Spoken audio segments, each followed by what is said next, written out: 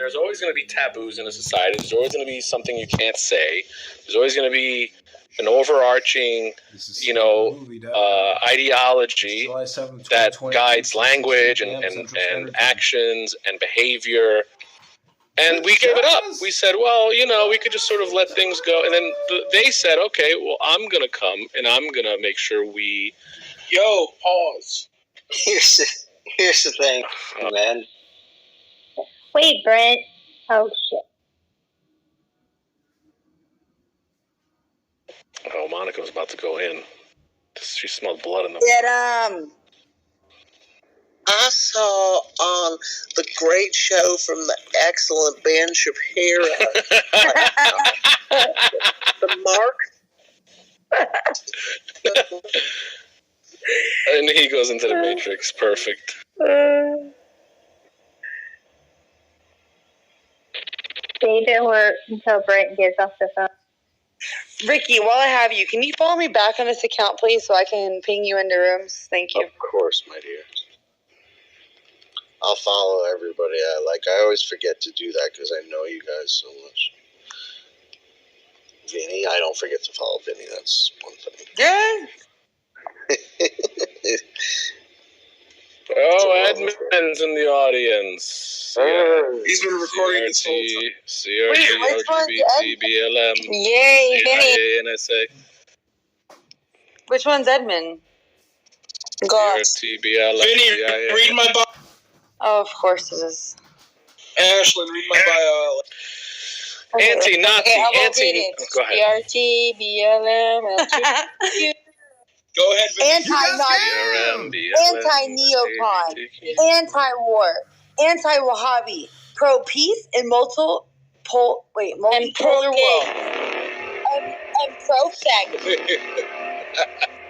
Pro-sex, hit me up on Instagram at Gaga23.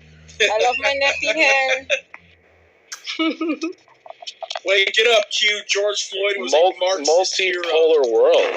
True champion of communism. Like bipolar or multipolar? $28 at a time. So like more than bipolar, like tripolar. Guys, 11 p.m. there will be interview with Q. Hey, go if I'm locked out. Yes. Yo, Q, who is that in your PTR, Gio? They're all the same. Oh, I'm getting back channels. Abby, you removed. I removed them. Oh, shit. I don't give a shit. Oh, this is your room. I didn't know this. Yeah, my room. Amazing. Remember when the block feature didn't work in house rooms? That's why they started houses, and they were just like, nah, fuck them. I will still remove Endo.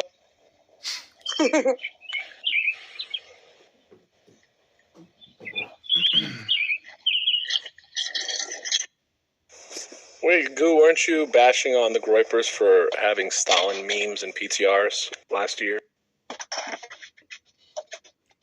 No, that was Frank William.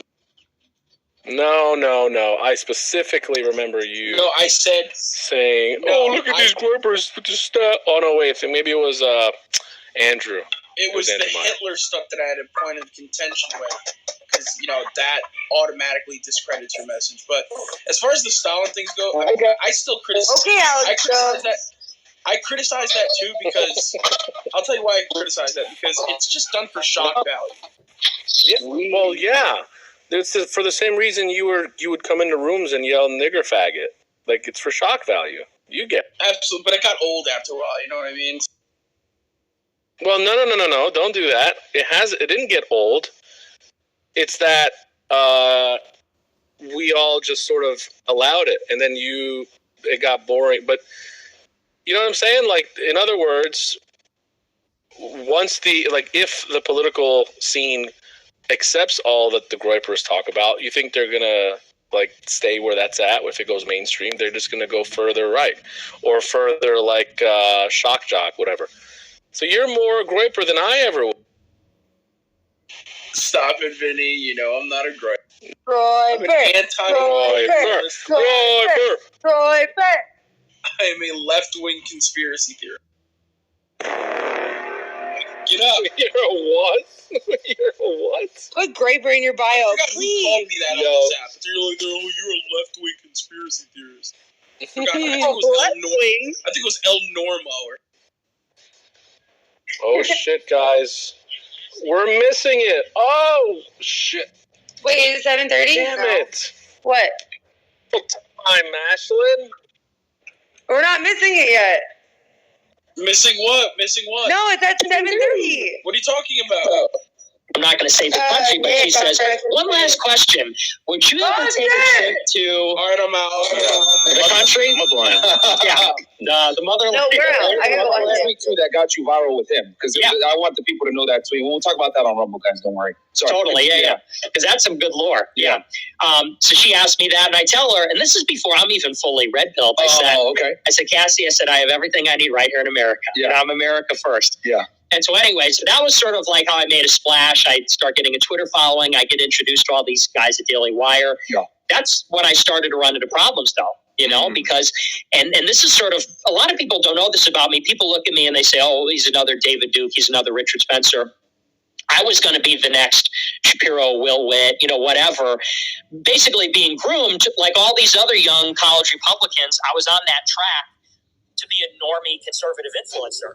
But it happened to coincide with the Trump election, where Trump was raising some very interesting points. Like when he goes out and says America first, that creates a big problem for the system that we have. Yeah. Because the system is basically predicated on foreign influence and corruption. And so when one guy goes up and says America first, suddenly it's a big problem for the people that want Iraq war, Afghanistan war, Syria war with Russia, whatever. Free or TP.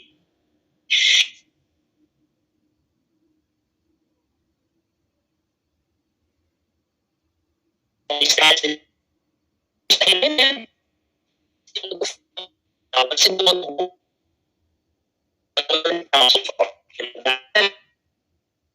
Obama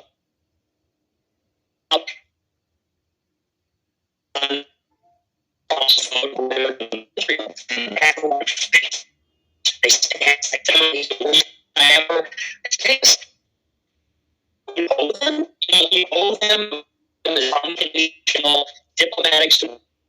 I have this big one out and I'm pushing. And they basically told me, and here I am still under the impression that it's a free marketplace of ideas, we're the right place. And they say, listen, stop talking about this. Willing to annihilate you. You're basically making too much about stuff. You got it. It's not about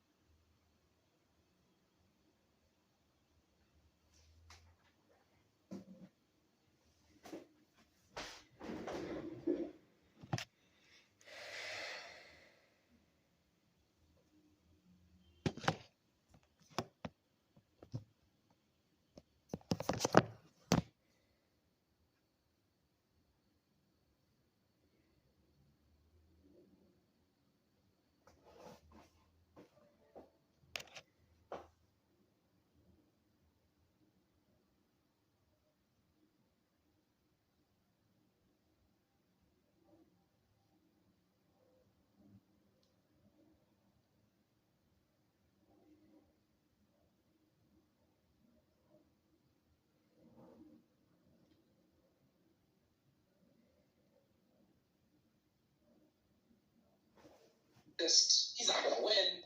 He's a white supremacist. They're saying all kinds of crazy stuff about Trump back then. He hates black people. He hates Arabs. He hates Muslims. He hates everybody.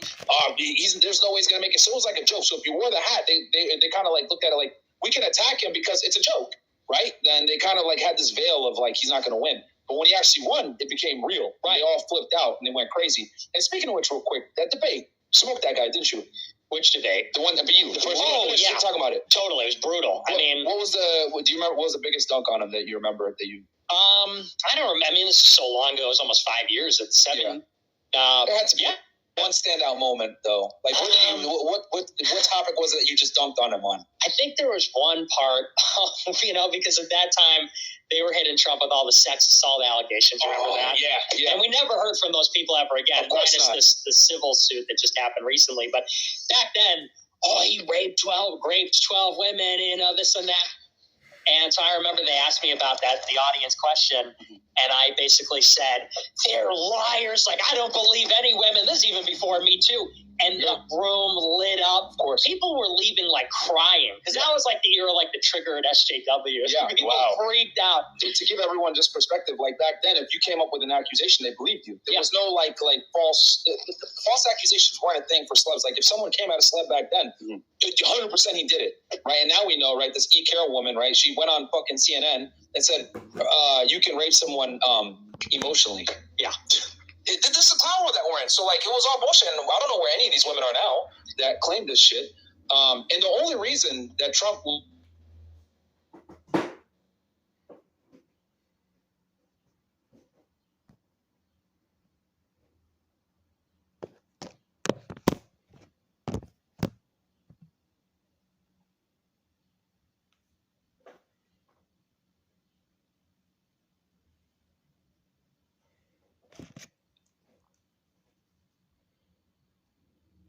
I actually had money on it. I think I bet $1,000 that Trump would win. I put money down in the second debate when he went out there and said, because you'd be in jail. I ran to my laptop. I put like $1,000 on Trump on predicted because I'm like, he just won, But I wasn't sure because you remember how it was. Like you said, it wasn't real until it happened. Yeah. So we were there. We were chilling. I didn't even have a TV. I was shocked.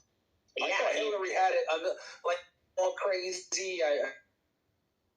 Away, but you and everybody else, right? Yeah. I mean, 97% Huffington Post, right? Yeah.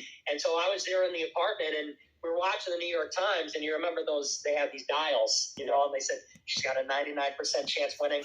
And as the night went on, it just went further and further.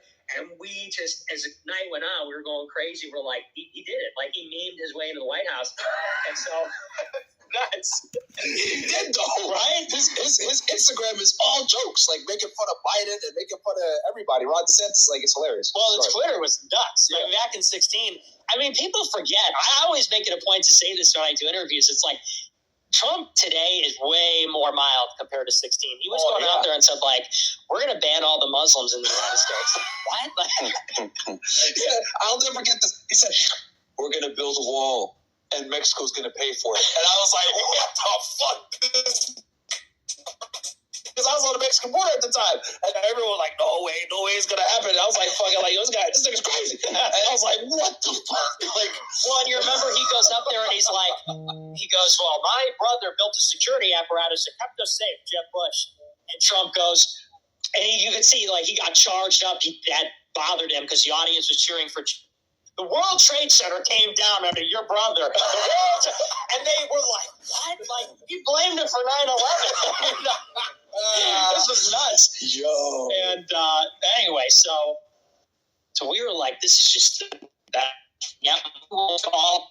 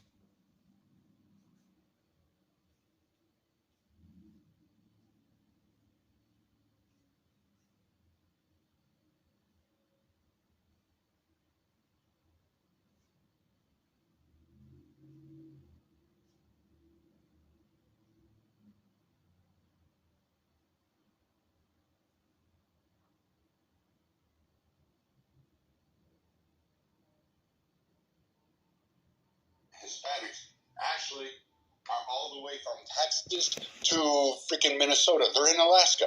They actually had territory all out west. They owned all of that. They set up shop. They had generations built there. Your argument about white supremacy existing in the Northeast, infiltration down to the South, post-Civil War, and then saying that somehow this is holding you back, outside of the Jim Crow laws and all of those oppressions, yes. But you're not from that, Jen. You're not there. You didn't live through that. If you were, you'd be fucking 900 years old.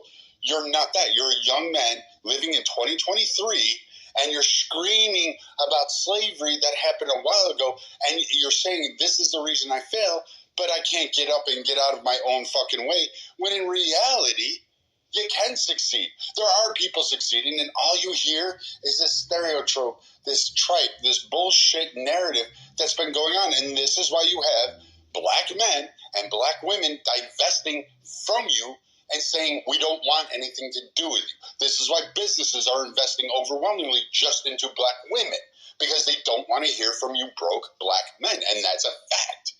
They're not investing in white men either, because white men have trash. You have the frets. They're fucking pathetic too. But you're seeing now more investments into black women, Asians, and guess who? Hispanic men. That's who's leading the pack. So while you sit there and critique this white supremacy is keeping us down, you're fucking sucking the wrong cock. You need to fucking get off your knees, stand up and say, hey, it's not white supremacy keeping me down. It's my own fucking people that are keeping me down. The same thing with white, the same thing with Hispanic, and the same thing with Asians. Because there's always conquered and conqueror. And you need to understand the difference. You can go out and tame the world, or you can bitch about your oppression and say, this is why I can't live my life. And that's kind of just the thing that a lot of people won't accept, is that conquer and conqueror mentality, which, like you say, a lot of people have been tricked into believing they deserve instant gratification and they should be able to do this and there's no consequences and they should be able to live out their life. And a lot of people look at supermarkets as as a supermarket as like a fucking, like it's going to be there all the time. It's supposed to be there. Like a supermarket is like a natural way of life for humans, as if that's not like a commodity. You know what I mean? And that's like you're just saying, it just goes into people's brains so they can't grasp the concept of, no, you're either going to win or you're going to lose, and it's not going to be fun to lose. And that's kind of escape people's brains, so it just leads them to fall into these traps of, oh, you were oppressed, and, well, this happened, and so that's why you're like this, and this is why you're like that. But just to kind of, like, be the devil's advocate, like, I feel like a lot of black people just feel like if they didn't go through at least, like, as many years of slavery and then, like, that extra 40 years. And which then, black people? Because which black people the today ones that you would say are still, that are still in the mentality of feeling like their mentality. It's a mental disorder. But black people did not go through slavery. Like, today's black person did not go through slavery. And chances are, if you really wanted to play that DNA train, I'm going to put it out. Angela Davis, again, prominent black women who screamed about racism, oppression, and her family was slaves and all this stuff, found out that the primary side of her ancestry came over on the Mayflower. That's how stupid this ends up getting, because which lineage are you going to pick? Are you going to be like my daughters, who are half Puerto Rican and half Irish? Are you going to sit there and say, you could just stay on that Puerto Rican side? Which race is it you're going to go with?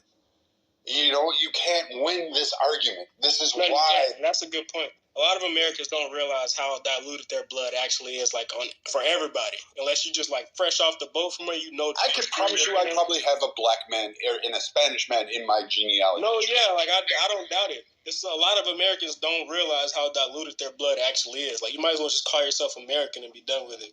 That's how the rest of the world sees it. It doesn't matter at some points. Now, if you want to talk about class struggle, I'm with you all day long. All day long. We could talk about the inequities and the problems that exist within the economic structure and the framework that's being legislated over millions of Americans, and you don't even realize it while they cheer on. Like, women's rights to abortion are really great. We need to expend it. They didn't do any of that shit. And do you really need to expend abortion rights? Do we need the federal government determining what we can and cannot do with our bodies? I get literally worried about that everybody wants the government to get involved in the abortion, and I'm sitting here going, no, I don't think we should, because I just watched us go through a pandemic where we were all we had people trying to force us to get vaccines that we all had questions about. and they had no problem. You remember Tuskegee Airmen? You know, they injected them with syphilis and fucked around with those men. So, I mean, you know, I don't really trust the government with my own body. I only get one of them, and I don't get to have the government's going to replace that if I fucking die. I have issues with the government. They're like, I'm going to go to the doctor, and he's going to sew my arm back on. Yeah, that's going to be okay. See? And that's what I tell, like, you can't hang on to slavery. It's done. If my Irish people talk about it on the Clubhouse, and I got kind of in a big, huge fight with them. They were talking about England ruling them and oppressing them, and this is why they don't. Like, motherfuckers, if you wanted to do something, hop. Fucking take up an arm and go fight. Otherwise, stop fucking bitching about Sinn Féin and IRA and Irish national pride and how we're going to kick the fucking Protestant asses out and England out and Lizzie's in a fucking box. Like, you ain't doing nothing. Hop, motherfucker, if you want to, but you're not. You're fucking Irishmen. You were conquered. Understand, our lineage was fucking beaten. We navigate within the system, and now we're where we're at today. It just happened that way. Your great ancestors were fucking, they got beat. They put up a good fight. You can William Wallace it all fucking day long. No black person is a fucking king. I've never met so many more kings in my life than on Clubhouse or queens. You weren't. If your ancestors come from slavery, you sure as shit were not a king or queen. Done. Same thing with my Irish people. We weren't kings and queens. We weren't lords. We were fucking conquered. We were cucks to the English. End of story. Anybody else have a difference of a historical opinion on that?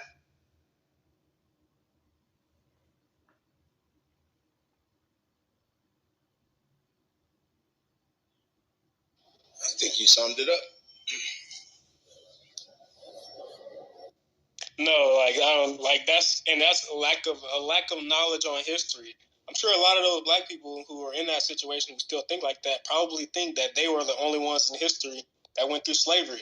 Honestly, just a lack of knowledge a lot of the times, and then the other factors. But I was gonna say earlier, where I was just I was gonna say I'm sure they all feel like if they didn't go through certain steps in history, like obviously they didn't go through slavery, but like the after effects of that, if they are still dealing with that, which I think it's been fucking long enough. You've had enough of modern capitalism and freedom to get that shit out of your system. But and then you compare that with like Jim Crow. Maybe they're like, well, if those things didn't happen, what place would black people be in today? And I think it's in some ways it's a valid argument. But again, my original point is like you don't sit in that place, and there's literally nothing you could do about it today. Like you move on and do something better with your fucking time is how I'm gonna see it. Like if I could, like Brad said, conquer or conquered. It's literally you can look through history and you're gonna see that a lot. You're gonna see a bunch of motherfuckers getting fucked and a lot of dudes fucking, figuratively. I mean, and I'm all for, like, I'll tell you this, I'm all for you celebrating being black. Go ahead. I got a fucking parade. I get St. Patrick's Day. I get one day a year where everybody wants to be me. You know, they want to be an Irishman. They wear green, kiss me, I'm Irish. They fucking dye rivers and lakes green. They do that shit. They make green fucking beer. I don't fucking drink green beer. You know, corned beef and cabbage. Fucking Irishmen don't eat fucking corned beef. You want to know where that comes from? Jewish people. They helped make corned beef and cabbage, and now it becomes an Irish dish. That's how fucking watered down, like, all these cultures are. But, hey, you know what? You want me to have a Black American Day? I got you. You Juneteenth? You don't like that one? We'll move it. I mean, I don't think Black History Month needs to be, what is it, February, the shortest fucking month of the year and one of the coldest parts of the fucking year. But we can definitely have a big, huge day, celebrate Black Americans, Juneteenth, have a parade, fucking cookouts, whatever it is. You know, you want to do something, we can do it. We can get drunk. We can sing songs. We can cheer. We can have a Black American parade and celebrate it, playing bagpipes if you fucking want to. I don't care. Like, we can go ahead and do that, and I'm all with you. Like, I will be one of the first ones doing kegs and eggs all fucking day long with you. But, you know, if you want me to go and say, oh, slavery is why I can't get here, like, really? Have you looked at the history of the world, other cultures? Like, I get that you want to just focus on this, but you don't even realize it was black people that profited off you. Some of the biggest slave owners were black people. Some of the richest ones were black people. And no, they didn't buy it to have their families. They bought it to whip fuckers and to have become production. They didn't give a flying fuck if you were black or white. You didn't have the narratives that have been painted so broadly by, like, what is it? Dr. Goddess, who's a fucking twit, calls herself the queen of Black Twitter, but she should be just the queen of bullshit. And Robin DiAngelo, another fucking white fragility. I need to suck the clock. You need to stop listening to white liberal women who sit there and clan up to fucking black men saying, oh yes, you're oppressed, because they're truly more racist than anybody else. Like, you step out of the mold, break it, fucking say, no, you know what? I had slavery in my ancestry. I can go ahead and succeed. College, all that shit. And I promise you, once you do that and don't look back on that fucking oppression Olympics, you're going to be better off. Like, there's a whole big world out there, bud. I mean, and it's amazing. It is fucking incredible. And you're going to fail. You're going to succeed. But fucking just go out and try it and get out of the, I can't do anything because I'm black. You can do a lot of shit. I don't think Dr. Goddess is white, though.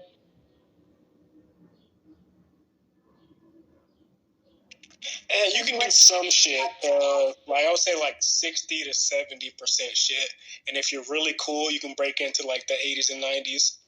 But I think like there's no. Yeah, you're right. Like, I can't stay in a luxury, you know, $50,000 a night hotel suite. All right, I give you that. But you know what? I've been I just mean just like there are some levels you just won't. Yeah, that's class. If you really have that ability. No, outside of class, like I'm sure Jay-Z is rich as fuck, and I'm sure he still goes through like bullshit just based off who he is. Now that may have to do with him being a rapper. If he was like a Ben Carson type, would that be the same story? Who fucking knows? But I thought Jay-Z has to go through bullshit. His bullshit is he has to figure out how to hide his fucking money. But and that's bullshit that you and I won't have to deal with. But at the same time, it doesn't mean I can't go climb a mountain. You can't come hiking with me. Right. It doesn't mean we can't go out to dinner and have a fucking gorgeous fucking steak meal, and whatever it is you want. It doesn't mean I can't go travel back to Egypt and go stay in Giros and have my wonderful room back and live in all of that stuff and have it. Like, Jay-Z's wealth and his like fucking issues are not mine. Just the same as yours aren't mine and mine aren't yours. But we can go ahead, go toe to toe, and go stay. And yes, some things are left up. I'm not spending $100,000 to go climb Mount Everest to become a cold mummy. I'm just not fucking doing that shit. It's a waste of money for me. And I wouldn't spend $100,000 on that. But you know, like, those things are off limits to a lot of people. You have to just accept those limitations at some point. But I mean, how many people really want to blow $250,000 to go see the Titanic through a fucking, you know, shitty fucking plastic window that's going to inevitably break and it's going to become your tomb? Would you blow that? Has Afrologic been invited up on stage? He has a lot to say in the chat. If he wanted to come up, he knows how to raise his fucking hand. So he's just happy being a chat warrior. That's fine. That's just when you have like rich problems that are past people's recognition. They say though you only need like a certain amount to be successful. That's why I'm kind of like when people are like, I want to have $1 billion. It's like, do you want to be some fucking weirdo working fucking 2,000 hours a week and you can't really do shit with your money? Like, is that what you really want out of life? I think most people just want to have enough money to go on vacation whenever they want. And that's really like $1 million when we look at it. Probably less than that, if we're being honest. A lot less than that. So I think people just idea of what life is supposed to be, like you're saying, is just so construed. And they're hard of accepting reality sometimes. It's fucking weird, the type of people that are alive today. Well, look at it. Like, you would have someone like Afrologic who would sell you out in a heartbeat, hurt you, fucking murder you, because he advocates for those very policies to keep that narrative going that he's oppressed, because he's unsuccessful, because he's weak, because he's not strong, because he's a pathetic waste of sperm. He should have been swallowed at the truck stop instead of done anally and getting his mama pregnant. So these are the things that you have to worry about. And if you're going to go down that pathway and follow these people, like, understand where they're coming from. They're profiting by selling you. It's always the same. Whenever you have these people that virtue signaling and Martin Luther Queens fucking screaming with their fists in the air, know that they're selling you out and they're doing it to benefit themselves. Because look at Patrisse Cullors. Black men, we want to change laws. We want to do all this stuff. And what did she do? Sold out every black person, every black entity that she was associated with. It all crumbled. It all failed. And now they're facing fucking criminal indictments and all this other shit going downhill fast. So clearly, she didn't care about black people, but quick to sell you out. And the same thing happens to white people. all the fucking time. You just have to stop listening to these asshats like that. And when Joel Osteen is a prime case in point for a white person that fucking does the same shit that Patrisse Cullors did. Same fucking shit. And just hit it up and wrapped it with a different color bowl. I think that's probably like the one luxury of being white. There's just so many white people you could probably sweep shit under the rug. Like when you're black, like, nah, bro, you're the one because it's not that many. But the shit happens on both sides. Like I think that's the one thing about black people. It's like there's not enough to where when someone fucks up, it's just like you're sticking out, but you're part of the same crowd. And that's the fucked up part too. That everyone gets bunched in. But yeah, but man, Bruce, I would say that person who sticks out when they're wrong, they need to be called out that they're wrong. See, not to take in all the garbage. Have you noticed the black community, the only community that takes in everyone else's garbage? You have Hispanics except that, their own act in the hood. No, we take all the trash. That's why you got the George Floyd protest. We just take all the bad shit. No, we don't, sir. White people would toss your ass out of the community. Jewish would definitely toss you out. Asians would toss you out. Native Americans would toss you out. Dot-head Indians would toss you out. Any other culture will. See, yeah, absolutely. Don't have. No, would you agree that black people have this kind of thing on their shoulder where they're like, they can't be a certain way towards certain people because they went through racism and they were slaves at some point? And they're like, oh, I can't do that, or like, you know, I can't be racist. I went through slavery. I have to be this welcoming, benevolent person, or at least try to be, right? I think black people fucking stitch on themselves more than anything.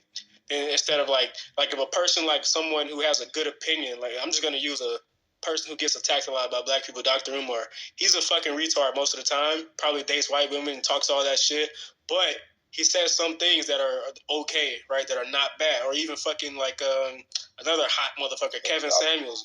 I didn't listen to the fucker. Can be right twice. Who was that? No, yeah, it could. I'm just saying.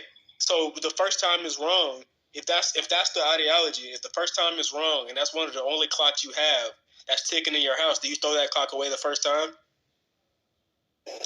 You don't, because it's a shitty clock, but it's the only clock you have. And so you got to see, it was right the second time as well. You get rid of it. What if you don't have another clock? What if you don't have enough people sticking up? So that's like Malcolm X came around and we threw away our Malcolm X the first time he said something we didn't like, right? Where would we be now? Bruce, let me ask you this. Do you think Malcolm X alive today? Because there's a lot of people like I can't call him Afro-logic. We just have to go like bitch logic.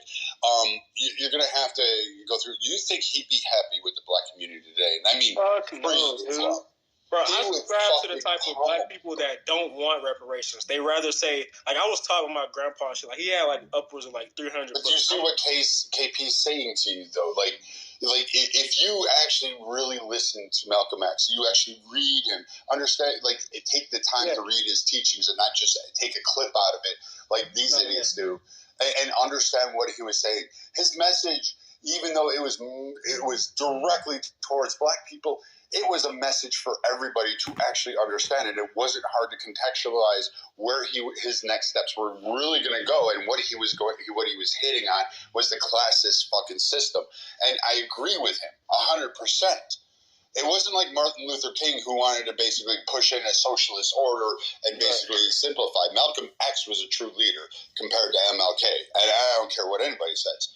But you have these people that will take him and think they aren't actually listening.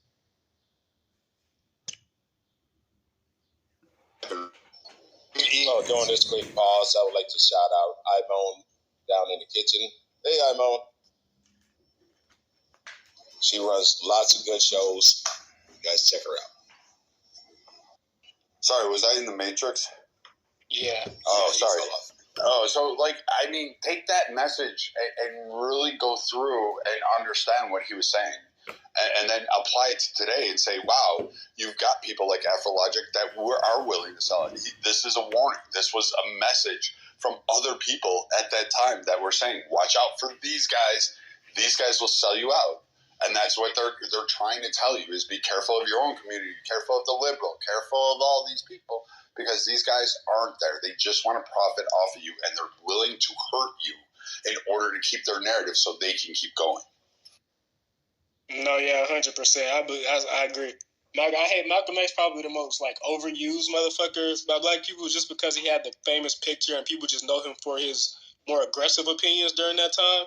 But in reality, like, he was a legitimate martyr, and he actually was a legitimate leader, like you say. A lot of people don't understand his teachings, and yeah, that's probably like one of the only black leaders that I defend regularly when people like say stupid shit and just are like blah blah blah, or like try to name themselves like Jay Sean the Trapper X, and then they're like, yeah, I'm like Malcolm X. Fuck right, like, no, you're a fucking asshole, dude. You don't know what the fuck you're talking about. But no, yeah, I agree. But the biggest damage to the black community was that you erased his culture so bad, and you made him American by force, and that's what they do to everybody. So, I support King. I support King's teachings. He taught a very good message. I'm not going down the rabbit hole of communism, but his message, what he gave off, was very profound. For the time, I think he meant a good thing, but I think if we just look at it in history, I think America could have went without and just let things be how they were for a few more years. Black people were doing well.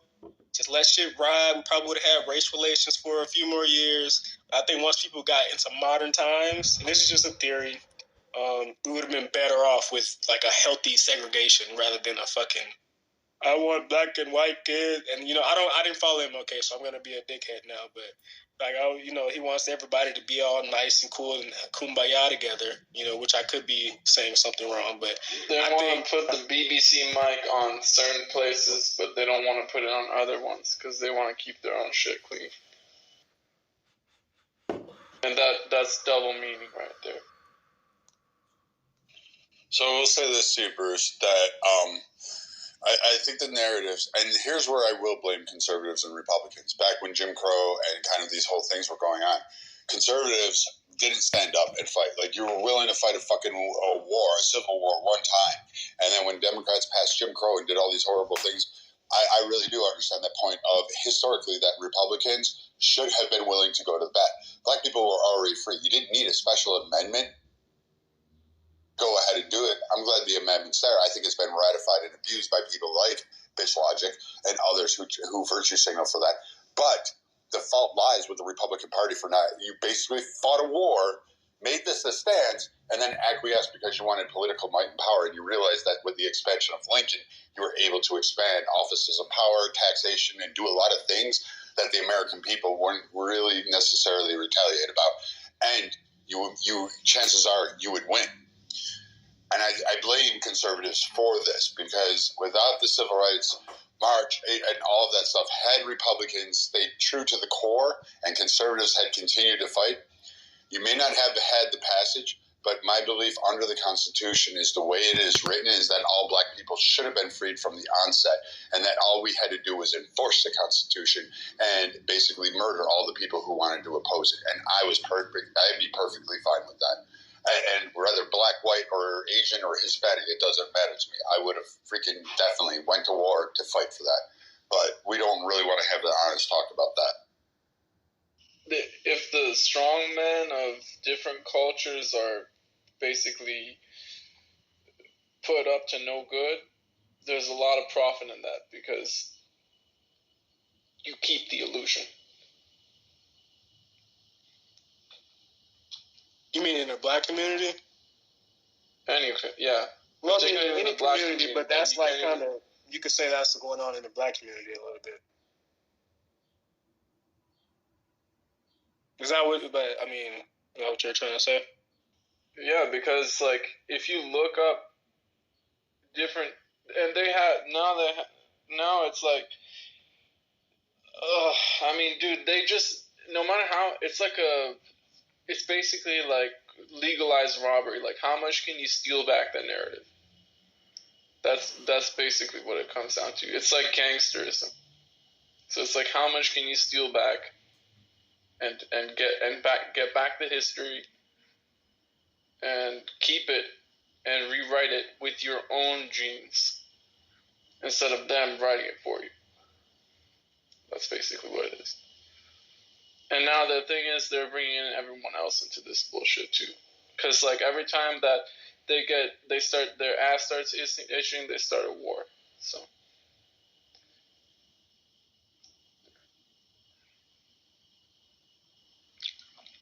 I don't know. I would just say it really probably wouldn't take as much if you're talking about like black people, man. I would say like in house, in home, bro. Give like a brief African history of like how Africa became like in the last like maybe 5 or 2 or 3,000 years. Like a brief history doesn't even fucking matter, honestly. Give a detailed American history and then give a detailed history of where your child, the black child, fits inside of that history. That's all you fucking need, man. I feel like motherfuckers like to cry all the time and like, we don't know the history of this and we don't know. Man, go trace your bloodline back. You're gonna be surprised. Most likely, you're gonna be surprised. We're in modern times, right? Human beings change every like freaking year. Like our fucking anatomy changes. You don't really have to care about your ancestors that much, dude. I watch a fucking Viking TV show and I'm like, oh yeah, bro, I'm pumped up. You think I got any fucking Viking blood in my fucking body, dude? No. I think it's a mental thing. Like you can't have to. And the funny thing is, dude, modern human. These people are so perverted that they want to portray someone like the Vikings as some 6 foot tall, like Nordsman or something, and on average that wasn't even true. So it's like, again, as usual, it's like the history is written by the jackasses and the assholes, like the perverted people. Basically, perverted people rewrite history. And then they make movies about it. And then they take a concept like Black Panthers from 50, 60 years ago. Vikings are very tall, bro. Vikings are No, tall. they're not. Yes, they are. The Irish people are probably taller on average. I haven't looked it up, but the Nords people are these Vikings. No, that's not true. That's just how the movie is made. Have you ever met anyone from their lineage? There's a whole town here. In the state of Michigan. I feel like a midget. I'm 6 feet. I've also seen. They all like 6'5", bro. Even the women are like 6'3". But I've seen research that suggests otherwise. But like we could pull it up in a separate. We could have a separate discussion, bro. There's too much to keep track of. Like by the time you try to keep track of anything, bro. Well, you have a Viking right here on stage. He's not Viking. He's Irish. That's Gaelic. When the Vikings conquered where our area came from in Ireland, they invaded, and so we have those lines that got mixed in. But he is right to a point that Vikings were like 5'6", 5'8", 5'9". However, rest of Europe was 4'1". That's the difference. Like your argument, KP's point was like they were tall, they were aggressive, they were actually very clean. Women used to flock to them to fuck them because out of all the men, the various men. The Gaelics, all that. We used berries in hair. We smelled nice. We were bathed every day. It was kind of one of those things, contrary to the misconceptions and the beliefs that are out there. The other thing is, I am 6'2". I am a big fucking guy. So, like most of these guys down here in this audience that talk that shit, you're welcome to. But I actually live this life. And I love the North. I live up here, and I'm actually short compared to some of the other motherfuckers up here. Like I see 6'7", 6'6", 6'5" guys. I have women that are taller than me that are like smoking hot, but they're just who they are. And I'm going to tell you, like, you know, it just depends. I forget what we were arguing about. Well, the average height has risen drastically. So I'm sorry, I don't know how to pronounce your name. Jaime. What he was saying about like the height of Vikings, he's actually right. They were probably like 5'6", 5'7" at the time. So yeah, you just have to understand overall that human beings weren't always as tall as they've been. Nutrition's improved drastically. Yeah, exactly. Come back down to where the BBC mic is put. So that has to. You can take it as Big Black Cock. You can take it as British Podcast Television. Yeah, I was pretty confused about that one. I was like, "What the fuck is he talking about?" That's the thing, bro. These people are crazy, bro. No, dude. I mean, we all know like the winner tells the story, man. Even if a motherfucker got into a war and it was a 2,000 v 2,000 and it came down to a fucking each side had 100 left. like technically both of you motherfuckers lost, but the last man wins. So whoever wins that battle is gonna tell the story. Like it's like that's we know that, right? But you know, as much skepticism as I have for history as a science, I don't consider history as science. There are ways of verifying whether people are lying in chronicles or not, like archaeology, like other cross-reference and stuff. So I mean, there's a way to tell whether there are like 3,000 or 50,000 people on the field that day. What I want to go back in time and ask the people who wrote history, why are you gay? That's unpopular opinion. How welcoming was homosexuality back in the day? I feel like those motherfuckers were just not giving a fuck about any of that. Like, not like past, like way before industrialization and things like that. Like when people were just kind of like bushcrafting it. You know what I mean?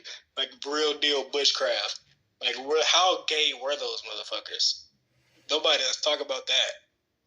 We don't have to, but I'm just saying, like, I think those people were gay as hell, man. I think I would skip that conversation.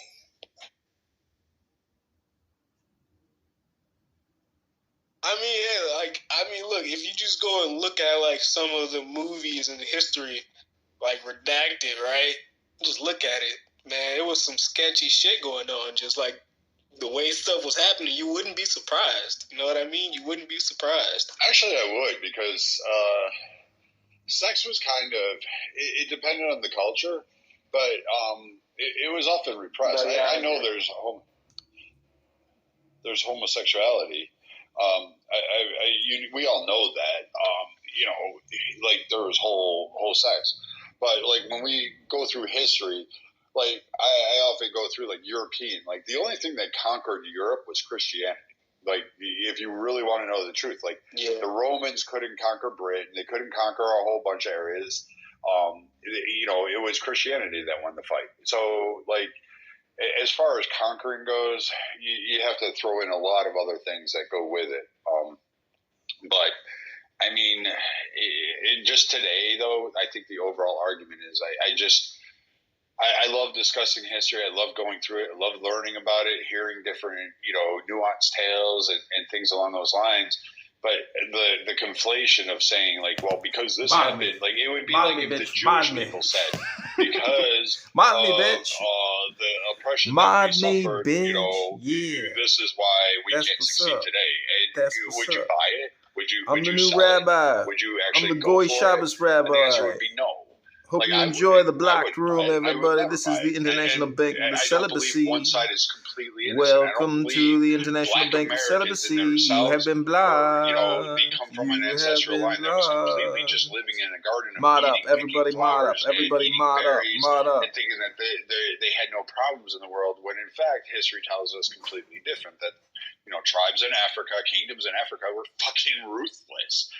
Native indigenous tribes here, like, we hear this, like, we stole land, we took it from people. No, like, fucking the Sioux were fucking beating out of the woods by Bemidji and other tribes and whole-scale slaughter, and they went fleeing, and then they took it from the Arapahoes and other nations and enslaved them. Like, there was no, like, little utopia that existed, and it was their land. It was all God and blood. In conquering, and this whole point of saying, well, because we were conquered, we deserve a handout, makes no sense to me whatsoever. You were beaten.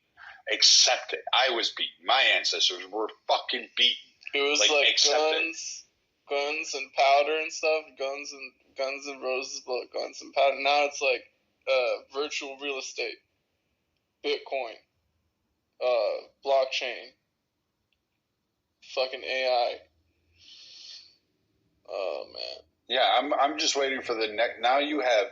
Here's how weird it has gotten.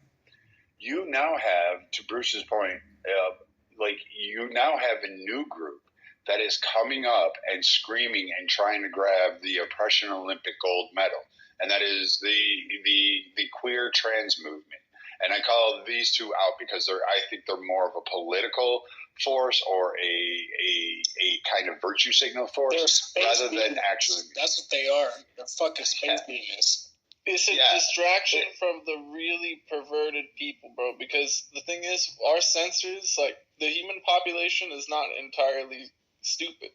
They know that they're being like coaxed by people who have mass scale agendas. Yeah, I agree. Well, wait, listen though. Look, what do trans people overwhelmingly say about black men? Black men are killing trans women or whatever, however way it works.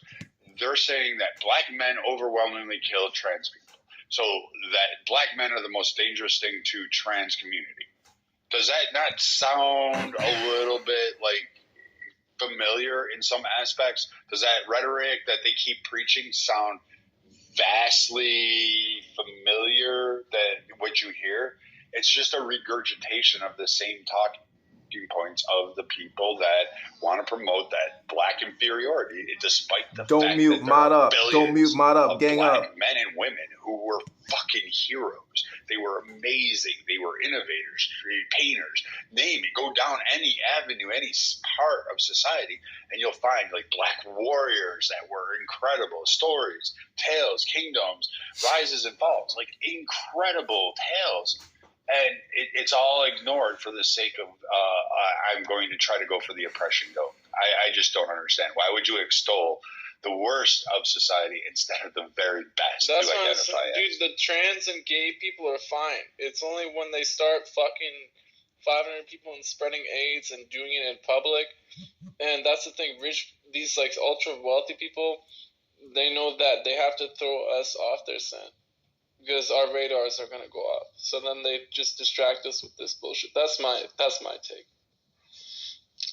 I don't think they're fucking fine anymore. Honestly, my more radical opinion, I think we should get back to fucking bullying those motherfuckers in the streets, because they had all this time and nobody gave a fuck about them. I don't think anybody, any modern person in America with half a right brain really gives a fuck about what a gay person does. We have other shit to worry about, like our own families and our own health, right? Why the fuck does anybody care? But now it's like, it's no longer about unoppressing a group of people who weren't oppressed in the first place, right? It's not about having inclusion for people who weren't shunned in the first place. But now it's about over-inclusion. It's about we're not going to stop. And it's about our fucking politicians are going to use this as a talking point, because they know most people, as much as they don't care about gayness, as soon as it gets too close, is when motherfuckers start going, no, no, no. Right? So they keep fucking dangling gayness in your face, like what Jaime says. Is that how you say it? Like what he's saying, right? They keep dangling it in our face and just keep causing the stir. Hey, look at this gay person. Oh, look at this school that's teaching the kids about gay stuff. Oh, look at this fucking trans person doing this. Man, that's the thing, dude. The ultra elite are so well fucking protected, dude. That yeah, that's a losing somebody battle. Like man. Jeffrey Epstein has to take the fall, but there's fucking probably 100 more people like him, and man, that's all you have to tell yourself. If a person like that who has that much money could get assassinated in jail, like that's an obvious, like that's a plot of a movie. That's obviously like someone wasn't trying to fucking have that happen. Well, someone didn't want that guy to make it to court. You know, someone didn't want that guy alive anymore. And you know that got swept under the rug. It was a story for a week. Got swept under the rug. He would have told the truth. That's why. And that's he would have said something, because if it meant spending his whole life in jail, right? And that something could just open up a can of worms, man. But hey, I say overall point, and then before I go check another room, fuck black, white, orange, green, or brown, man. Be American. Be smart about your decisions. Get out and vote for the right people. Make sure they're not Democrat until we are for sure that this Democratic Party has been rid of its fucking toxic fucking people. And then if you're gonna vote Republican, make sure it's a smart Republican. And then if you're not gonna vote at all, get you a gun and vote that way. Vote with bullets. God bless America. God bless America.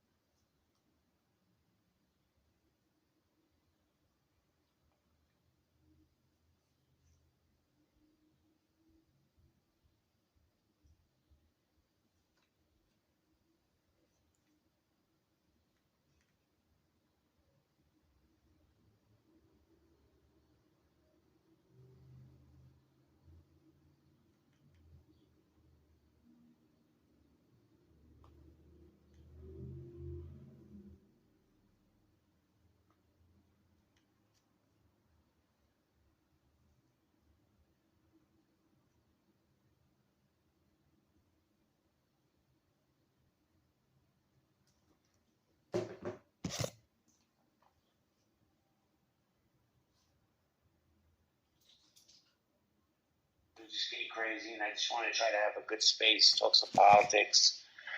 As you guys know, do you need me to leave? Oh, stop it! You starting? You didn't have your pumpkin spice today, bro. Stop it. So Actually, we were in a good room for most of the day, dude. I was in Sig's room earlier today, but real life called me out, and I had to go handle some things, so I couldn't really be there most of the day. But I was there supporting early this morning. I'm not a Trump supporter nor am I a basher, and I do the same with Biden. But guys and ladies, I mean, what's up, Howard? What the fuck is going on with our government? How many cover-ups can we possibly have? I mean, this Hunter Biden is a piece of shit. I'm sorry. The dude's just he's a crackhead. I don't know what his story is. He's an embarrassment to his father. I mean, I don't know what else to say. Go ahead, man. You want to say something, brother? Go ahead. So I talked to my brother. It's a former Secret Service agent. He's a retired Secret Service agent. And I called him up today talking about Bidens and cokeheads. And I was like, dude, he protected the Bushes for about 8 years. I said, dude, you've got to. I mean, he's like, they already know. Of course they already know.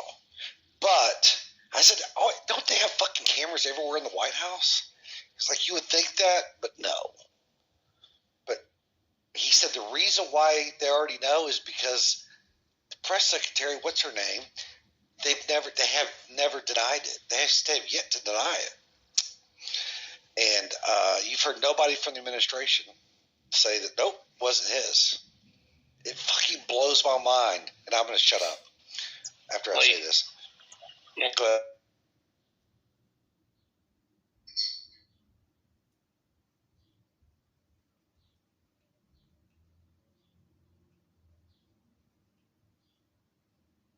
Myself by people in recovery. Okay. And I've been there before with people that aren't in recovery that should be. My point is, what this Joe Biden loving father bullshit is like, dude, my 17-year-old knows this. If you love Jesus and stay off of drugs, period. Now, I randomly drug test him once every few months. As long as he's on my payroll, he'll be randomly drug tested. If he pisses dirty, which he has before, we'll address it. If it happens again and again, I'll kick him out of the house. I said, I will watch you fucking die underneath a bridge being an addict before I ever enable you. He is, yeah, will you really, Dad? Fuck yeah, I will. Because I'm not going to be the one that's going to hand you a gun so you can blow your head off doing blow or meth or whatever. And for Joe Biden to sit there and enable his son as much as he is, and for the press to spin it in another direction, blows my fucking mind. Okay, I feel better. I will tip y'all $5 a piece for the council. Nah, Matt, keep your $5, bro. I appreciate you. We've shared space before, man, and I appreciate you. We don't always agree, but you're Houstonian like my daughter, so I have respect, and I love Houston. It's a great town. I know I'm a father. I know a couple other people in this room are fathers as well, and I have a 17-year-old boy also. Tough age, man. Tough age. Dude, I'm about to have a little baby girl in about 2 months, so put that one on for size. And I'll tell you what, there's people in this room that have daughters, and my daughter, I have to tell you, I have 3 kids, 2 boys and a girl, and my daughter was the easiest one out of the 3 of them. Because the boys are the pain in the ass. Thank you for saying that, because I got a 17-year-old, 13-year-old with a surprise coming in 2 months. And, 48, and I'm not, it is what it is, but they got us a little baby girl. So. You'll be all right, bro. Your Texas strong. So I wanted to say hello to everybody. KP, how you doing? Doing good, brother. How are you guys? Man, any day above ground's a good day. I appreciate you. Howard, how's it going, brother? Appreciate you. Thank you. Howard, how you doing tonight? Howard, Naveen? You gotta give me a minute, sorry. No worries. Take your time. Naveen, how you doing tonight? Doing good. Driving up to Boston. Naveen, do you have KK blocked? You don't have to leave. I'm just going to drop you down so she can get it. Is that okay? I don't want you to leave because I want you part of the conversation. I run my rooms different. We don't bang. We don't bang in my rooms.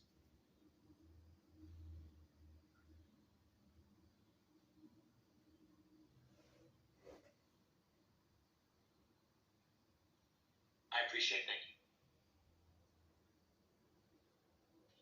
So, get out. I'll say, Catcher, just on the based on the title of the room, I'm not so sure so much Biden hiding anything. Is he remembering anything? That's the question. Sorry, somebody was sending me a message. So you know, it's funny you say that, Howard. As I was, I'm gonna bring you up in a second, Pete. As you were saying that, and I was thinking about what Matt was saying, and this is how I really feel. What is somebody like Biden who literally probably doesn't remember what he had for dinner? What is he gonna do to bring in his son? The man literally is senile. Shouldn't it be a test to see if this guy has his cognitive thoughts? I mean, or is that just me?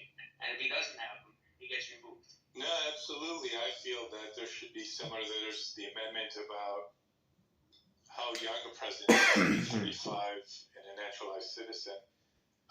There should be something that limits age. And I think Biden is way too old to run again. That's just my opinion.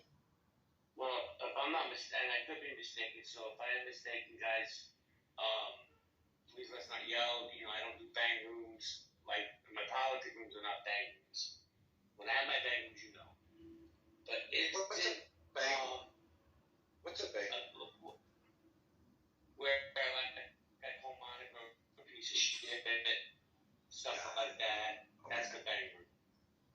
But my unpack what they think. I don't care what your political views on that. You're entitled to. This is America. So, hold on, Nick. I'm gonna get you. I promise. What's that anything yet? But I see you on mic and it's a little distracting. Just give me a second. Okay, I'll see. It's okay. So my thing was, I understand Biden gold to see now, but if I'm not mistaken, Trump is what, a year or two younger? He's not far behind that dude. So I mean, should there be age limits on presidential candidates? What do you guys think? Goes like, nah, they could be 95 in a wheelchair. It doesn't matter. This is pretty much where I was gonna go. I was gonna go with Trump. Isn't Trump just as old as Biden? So you would basically throw both of them away. So I'm okay with that. We can get rid of them both. Yeah, no matter who gets elected between the two of them, they'll each be the oldest president we've ever had. It's amazing that both parties could come up with somebody that's younger than dead. I mean, it's just amazing. Of all the people in this country, generally speaking, 2 80-year-olds are going to be going up against each other. What does youth prove? Obama was relatively young. He didn't accomplish too much. Yeah, you're right. Okay. I'd rather a president be 85 years old and get nothing done than a president that's 40 and thinks he needs to fix problems. So, good point. I take that back. Yeah, I mean, like, if it was Warren Buffett, people would be like, oh, it's Warren Buffett. I mean, I don't think it's the age. So, well, go. You think Biden has the mental capacity to run the country for another 4 years? And I'm not looking for smoke with you. I don't know. I'm just not. I don't know. I mean, I look at the G7 numbers just came out. U.S. has the best employment, most GDP growth, and lowest inflation of the G7 countries. So whether he knows what's going on or he's pooping on himself eating ice cream, seems he's working out pretty well. This is the longest run of unemployment over 4%. I lost 1960s. So I lost about okay. So hold on, guys. I have one data policy. So when Goat speaks, just let him land, and then I'll get to you. Okay. So, Howard, you wanted to say something? No. Go. I'm done. Okay, good. Matt, did you want to say something? Let's say if I had $1 million in my 401k. Last year, I've lost about $100,000 in that. And not include, and I took a 10% pay cut. Let's say if I made a combined income of $250,000, $25,000 I lost due to inflation. So So now I'm down about 125,000. Plus everything else is 10% to 20%. I spent $10 at McDonald's the other day buying a burger and fries, so everything's 10 to 20% more expensive. I just had an $800 AC bill. So now we're up to about 150 to 175,000 I've lost over the last year. Well, I have the opposite experience. I just put it in the chat, the actual data. An individual experience does not extrapolate to a country of 3 million. Also, I will say on the inflation front, like, maybe it's just because I'm Latino, but America's actually done relatively well relative to the rest of the planet with this whole inflation situation. Like, things are way worse in Latin American countries than they are in America relative to, actually, just like in general, America has done well even compared to the Europeans. Like, I'm not saying it's great. It's shitty for everybody, but I think we are not near the top of the pack versus the bottom. But anyways, that's all I got. Inflation is a global problem. It's not a... Joe Jackson would get you, I promise. Nicholas, I saw something in the New York Times the other day. I know a lot of people hate the Times, but I read the Times because I'm in New York City. And I agree with you. America's not even near the top with inflation. But with that, I want to welcome Brad to the stage. What's up, Brad? If he's by his bike. Can't hear you, Brad. Can you hear me? I can hear you now. Yes, sir. How you doing? Oh, I'm good. Thoughts on Biden? Yeah, he's too old. And let's be honest, he's really not making the decision. It's the administrative states, it's his chiefs of staff, it's a whole lot of people. He's not really doing anything to go to the forefront except eating ice cream and saying stupid shit everywhere he goes. So he's just a figurehead. I will say that the country, as far as like the numbers, like, oh, we've had the greatest economy. Well, yeah, no and yes. Like the U.S., there's a lot of caveats that go with it. The U.S. is really great. At least in, I would say, the last few hundred years, 200 years, of actually exploiting everything else around the world. And I'm happy for it. Like, if there's a World War II, the U.S. pretty much rose to the top right afterwards by using exploitation and a number of other things that went on, at the detriment of other countries. Like, we basically impacted their recoveries, their ability to proceed, and we held on to this. And just in time, as the U.S. was starting to falter, there was major issues internally. Along comes another pandemic, which the U.S. at large on the global scale in competition with other countries around the world is doing fucking great. And then toss in a Ukraine war, and all of a sudden, the U.S. is sitting there going, "I couldn't get any easier." Like, the U.S. is just good at doing this, and I understand like other countries who bitch about the U.S. in times like this, of saying how the U.S. always ends up being number one out of it. But as an American, I'm kind of happy for it because I'm an American. I don't want to be like one of these other nations. So the U.S. is far exceeding just due to its way that it's handling post-COVID, post-pandemic, and how it's scaling in the world. It's handling its markets. And the Ukraine thing is another case in point. So it's basically helping it out right along economically. Once again, we'll be at the top. Brad, can I ask you a question? Because you're the one that people I go to when I don't understand something, especially the military stuff. So I'm going to go to Brad and then Naveen. So, Brad, I read today that America's going to be sending these cluster bombs to Ukraine, right? And I'm not the sharpest tool, but I do a little reading. And from what I understand, if it was any other country, let's say Russia sent that to Belarus or China sent that to some other country, the leaders of those countries would be called war criminals. Why is it okay for America to send it to Ukraine? We don't ascribe to the World Court. This is why Bush was in charge with war crimes. This is why when we were torturing prisoners of war, nobody faced any real issues. We just laugh at it. The World Court, the Hague, all that shit, we impose our will. We won't stand up to it. We'll never let one of our politicians, and we don't have to listen. Like, people like say, oh, you're not supposed to use chemical, biological weapons. We used them in Vietnam. We used them in multitudes of areas. Like, we did it to kill plant life and give cancer to like billions of fucking Vietnamese people. So, I mean, the idea that we don't, we just don't ascribe to that. Like what the rest of the world tells us to do, we just kind of say, no, that's for you all peasants, and we remain on the top. And that's basically what it is. Call it hypocrisy, call it American imperialism, call it whatever you want to, but you don't have the authority and you don't have the capability to enforce laws onto America at large. You just don't. You may sell us out economically, but you just don't have the capability to hold us to those. I appreciate that, Chair. I know Naveen had to step away, so I'm going to go to Nicholas. Nicholas, how you doing? Oh, I'm doing pretty well. How are you, bro? Man, I'm doing fantastic. So what do you think about America sending cluster bombs over to Ukraine? So, and I think at this point, they've been slowly testing what they can give Ukraine more and more, and then they realize, Russia's not really ever going to, the whole fear was nuclear war. I think it's pretty obvious at this point that regardless of what happens in Ukraine, unless if there's some massive situation in Moscow, they're not going to cross that line. So I think that's why they started, they had the same conversation with the F-16s and with the tanks, right?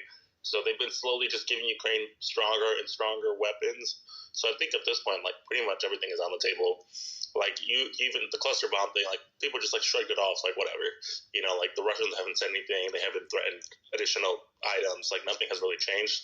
So, and also it's if the U.S. and the West is funding so much money to help Ukraine win this war, we're kind of handicapping them, not giving them actual stuff that will help them push Russia out.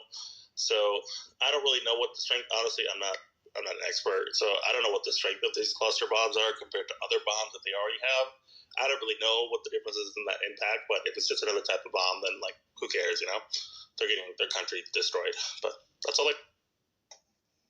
Well, I don't know. I don't know the strength either.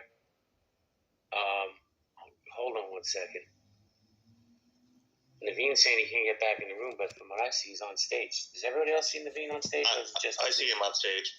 I see him on stage. Naveen, you're on stage. You just have to on mic. So anyway, I'm going to skip Naveen. I'm going to go to Joe Jack.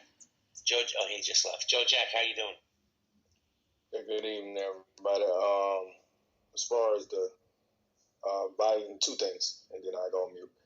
Somebody said that Biden doesn't make the decisions, but I just seen an interview today. I think the full interview going to air Sunday with the guy from CNN that do a lot of the international stuff. I can't remember his name. And Biden said that against all his military advisors, against even people in his cabinet about the cluster bombs, they wanted to give the cluster bombs a lot earlier. And he said that he's still reluctant to give them the cluster bombs, but he after being advised that Ukraine ammunition is running low, as Nicholas said, and this is not a really, it's not a win for Biden on Ukraine, but it's not really a loss either. And the quicker the war is over, is better for him politically. And so I think people like to say that presidents shouldn't make political decisions, but that's just not true. They're gonna make some of these decisions political. So for people who say that Biden does not make decisions, that he's just a puppet, I disagree with that. Can someone explain what a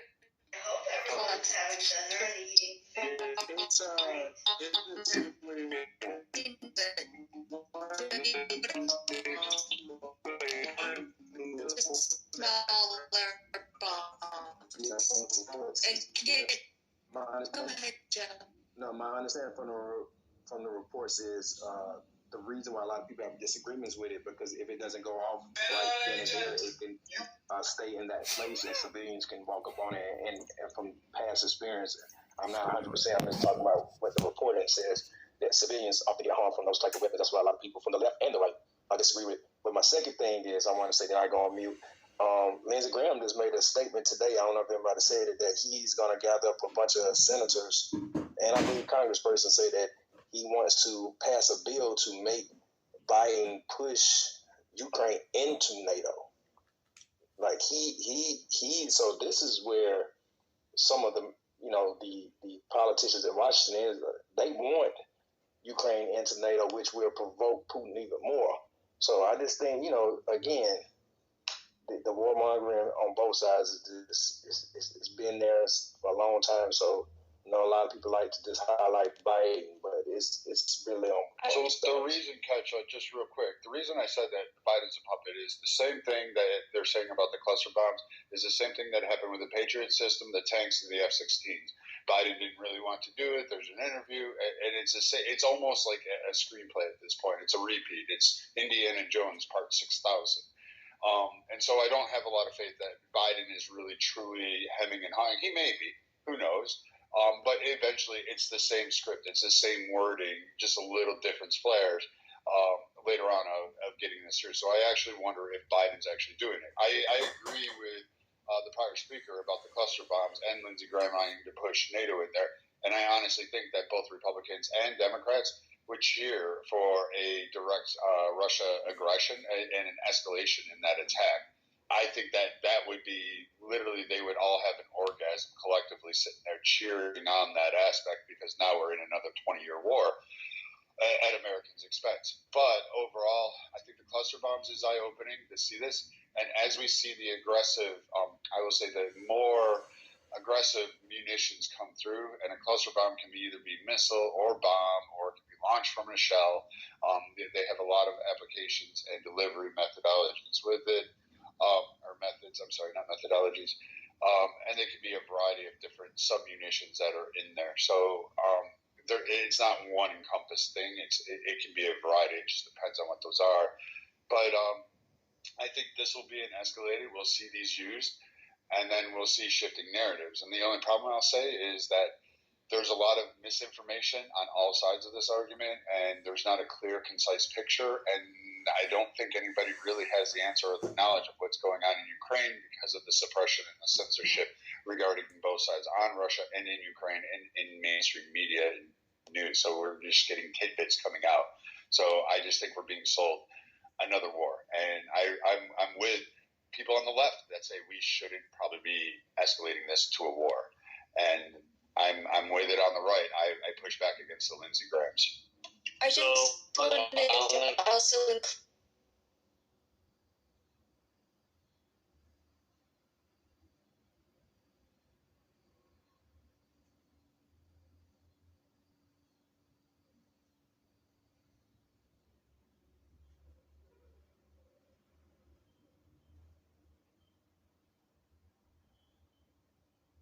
Here we are again. They're reversing that.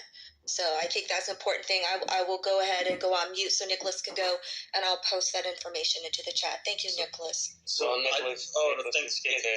Nicholas, before you go, I'm sorry. I just want to do a quick room reset. This is political pundits and policies. What's Biden hide? Coke, computers, conspiracies? Let's talk about it tonight. Again, Nicholas, you got 2 minutes. So real quick. So the interesting thing is, so I went and looked at what exactly is a cluster bomb and why they're so dangerous. And this article from CNN comes up. He's essentially saying that part of the reason why they're so dangerous is because of the landmass area that it can cover. So one bomb can cover up to 7 kilometers of area that they're targeting. And the second piece that I thought was interesting, Ukraine already has these. Turkey's been giving them cluster bombs already for a while. So that kind of changed my viewpoint on this of if Ukraine already has them, they're already using them. What's the difference if America gives it to them versus Turkey providing it to them? Or do we give it to Turkey so Turkey can give it to Ukraine? It's like a non-factor. So that's pretty much why. Well, this is what I want to say, and it's just my opinion. I only speak for myself, obviously, and I think it was Joe Jack and Antoine Jackson who brought it up, and I agree. We're giving cluster bombs now. We're giving jets. We're giving tanks. We're giving ammunition. We're giving, God, how many billions of dollars to this country, right? And now, talking about expediting them into NATO. Putin is unstable. I mean, he's just going to sit back and let us to keep allowing us to just keep giving all these armaments to this country and allowing Ukraine to get into NATO. I was under the belief the reason he invaded Ukraine because he didn't want him in NATO. So if he sniffs that America is expediting this behind the scenes, man, I don't want to be in another war. All of us have lived our whole lives in some war or another. I mean, it's just ridiculous already. So with that, I want to welcome Marshall to the stage. Catch it. They were rejected from NATO. They've been rejected from NATO. It came out today. Oh, were they? Thank you for that, Coke. I appreciate you, man. Marshall, you there? Put in the chat. Yeah, I'm here. I mean, I hold the. You might. Hold on a second. Loud. Sorry. Can you hear me better? Yeah, go ahead, man. So I think Biden has probably made the decisions. I see I can understand the argument for him having memory issues, but it just strikes me a little too close to the same argument people made about Bush and Cheney.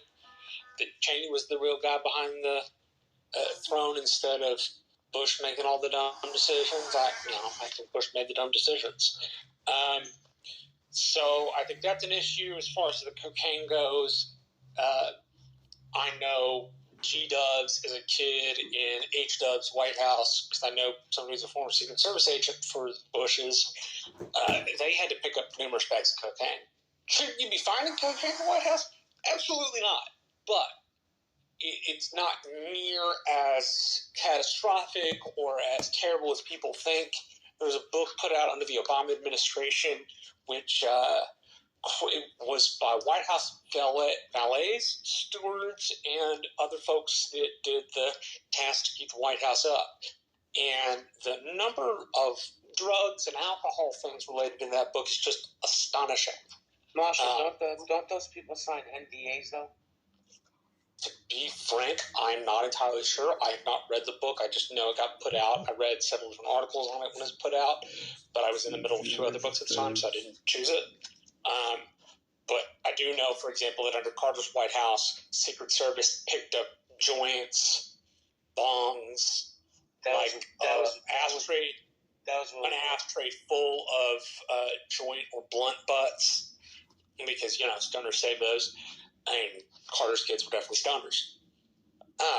So I don't mean this to make an excuse for, there being hard drugs in the White House. I don't think you should do that. But I do think people should see it as the continuum that it is, and not the explosive, oh my gosh, for the first time in U.S. history, nobody actually said this, but first time in U.S. history, we got drugs in the White House, right? Like, we should be irritated if somebody did it. We got to ask the person who did it to get in trouble.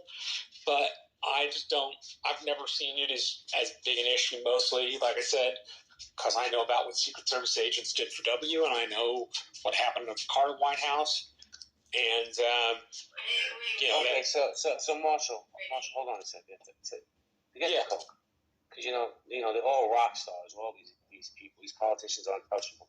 But what about the laptop? How do you get a slap on his wrist? I mean, I know how he got the slap on the wrist. His daddy's president.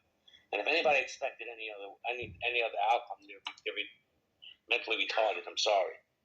That was a Trump appointed U.S. attorney, FYI. Okay.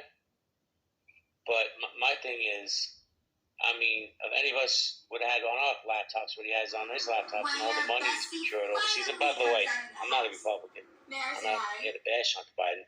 I just think that it's a little fugazi, that whole outcome. Just my opinion. So with that, I want to welcome, hold on, Brent, I see you there. I want to welcome Kyle to the stage. Kyle, how you doing? Kyle, you there? Yes, I am, but I'll just need 2 minutes. All right, I'll come back to you, Kyle. Samoa, how you doing, Samoa? I'm doing all right, man. I was just wondering, it's not about the laptop. I was just watching this video on Twitter about this dude that was with the that whole company or whatever. It's supposed to be this, I'm trying to find his name. He was supposed to be this whistleblower that met up with the DOJ in Brussels, and he gave this 6-minute video about how he's basically been marked as this basic terrorist of the state, I guess, or whatever. Anybody familiar with it? Doctor something. I can't find it right now. I'm looking for it right now. Do you mean he's been put on a no-fly list? No, he was in Brussels. He was interviewed this back in March 2019, and are you talking about Gal Luft? Is it Dr. Gal? He's an academic. I don't know. There's so many of these Hunter Biden whistleblowers come out of the woodwork, and a lot of them are spies. Yeah, this is a video that I haven't seen, but he kind of went through it, though. He kind of just went through the whole process of March 19th, he gave the interview to DOJ. Nothing happened about it. Then he found out later on that the person in the DOJ basically just killed the whole investigation into it, the whole probe, 9 months before they got the laptop, FBI got the laptop. But I was just wondering if anybody's seen that video. Is he a whistleblower for the IRS? Is that's no. No, he's a whistleblower for the FBI. Yeah. He went direct. Yeah. What's the source? Yeah. Here, let me grab the actual name. It's on Twitter, right? Samo, get the video, pin it in the chat, and I'll come back to you. How about that? All right. Yep. Appreciate you, brother. So with that, I want to go to Brent. Brent, what's good, man? Hey, what's up? Going back to the Ukraine thing, like, I don't understand where you think that meeting aggression was weakness is positive. Like the cluster ammunitions that we're giving them, I mean, let's just be clear what they are. I mean, they're just weapons that are designed kind of for anti-personnel or anti-tank weapons, and it unlocks a pretty powerful stockpile for the Ukrainians to stop aggression. And this whole kind of appeasement wing of the Republican Party, it just seems kind of new, and it's rather unexpected development, I guess. Who would you say is part of that appeasement party? Give me some examples, Brian. I mean, it seems like the whole Freedom Caucus is. I mean, Matt Gaetz seems to be part of the appeasement caucus. I mean, there's just a lot of making apologies for Vladimir Putin's aggression and his rape and his murder of civilians, saying, well, you know, NATO expanded, so that's why he did it. It's like that gives no agency to Russia. I mean, NATO expanded because the Balkan states thought Russia was going to be a very shitty neighbor and joined NATO to deter Russia from doing what they did. Like, you don't meet a bully and just kneel to them and kiss their feet like some in the Republican Party wanted to. Well, and listen, I don't say about that. I think Matt Gaetz is a Trump crony, and Trump's already come. And I'll just speak for myself, right? I'm not looking for smoke. And Trump has come out and said that he would end the war in Ukraine within, I think, 24 hours or something along those lines, or 48 hours. So I take anything Matt Gaetz says as just an extension of what Donald Trump's going to say. Just my opinions. Yeah, I mean, and it's funny that Donald Trump is so weak on this issue. Well, actually, Trump said that. Gaetz didn't say that. Trump said. Well, thanks for that, Joe. I mean, just Trump in general. I mean, it's you know, I mean, again, you don't meet an aggressive actor on the playground or in international politics by kneeling to them. So, Brent, may I ask you a question, Brent? Sure. Did you feel safer under Donald Trump as president on the world stage, or do you feel safer with Joseph Robinette Biden as president? Joe Biden. I mean, if you look, I mean, I'll give you a few examples. I mean, if you look at the Iranians, which I think is developing into a very dangerous situation. I mean, their uranium enrichment was capped at 3.5%. I think.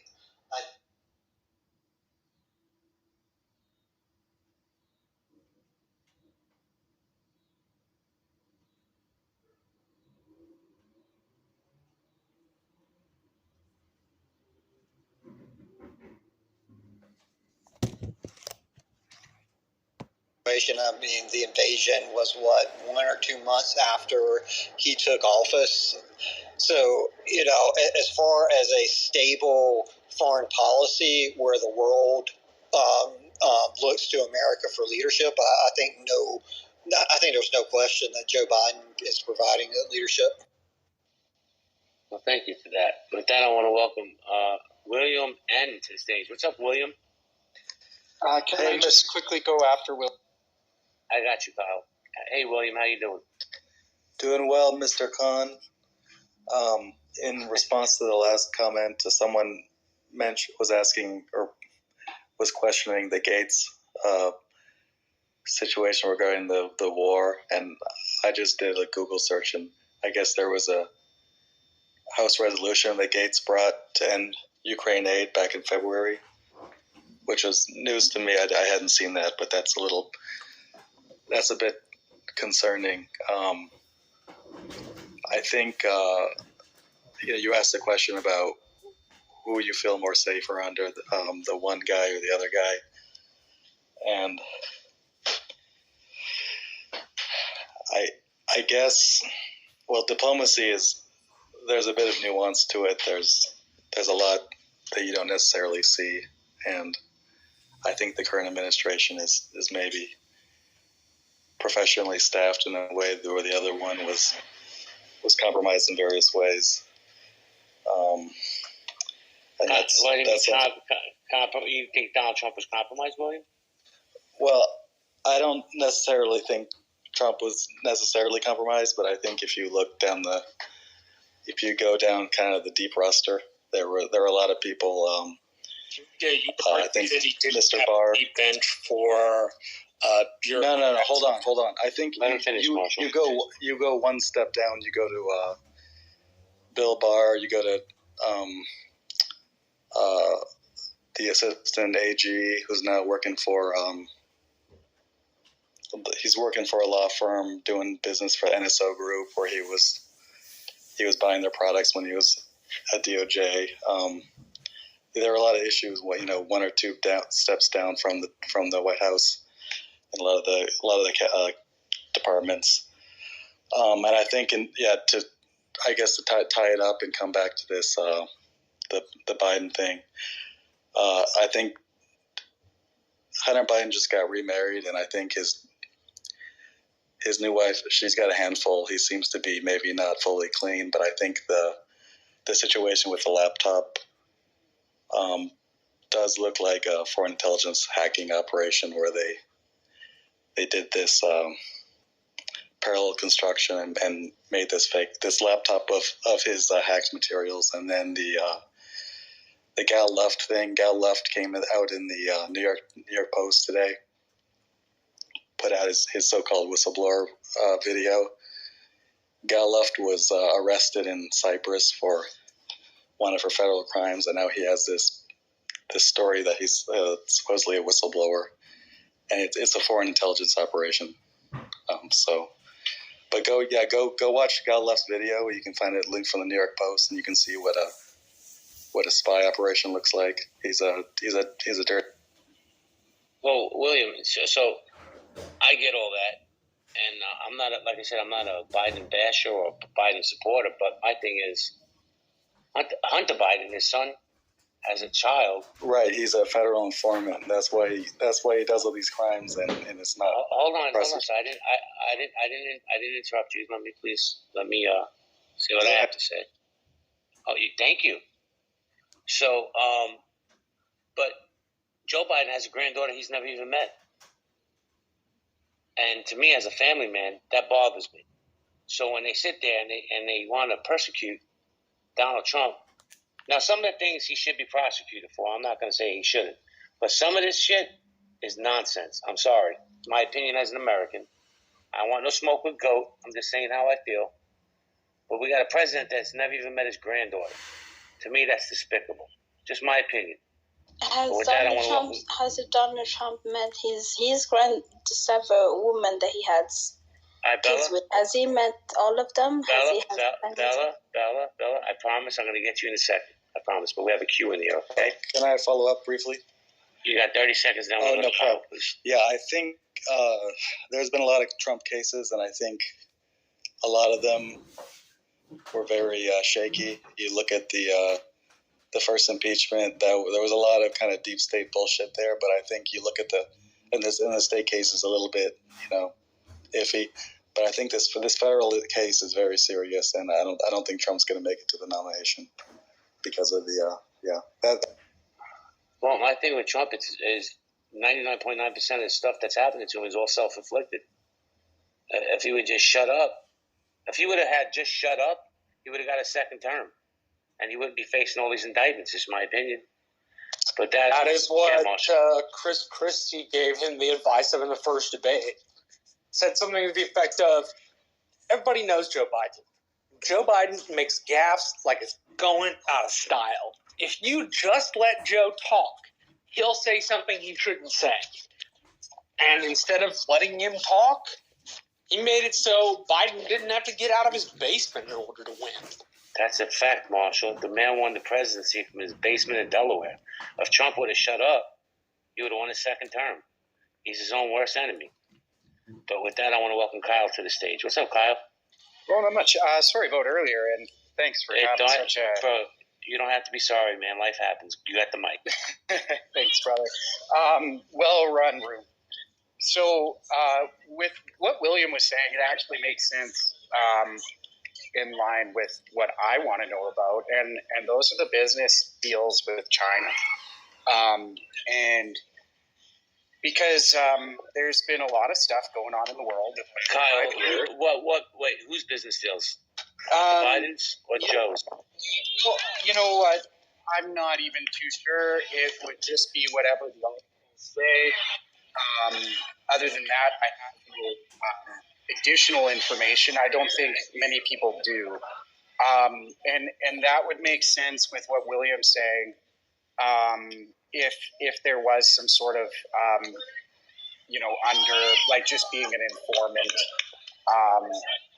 or anything like that, because just some of the positions that Hunter was in that I've heard about and just different business ties makes me wonder what exactly has happened that we don't know about.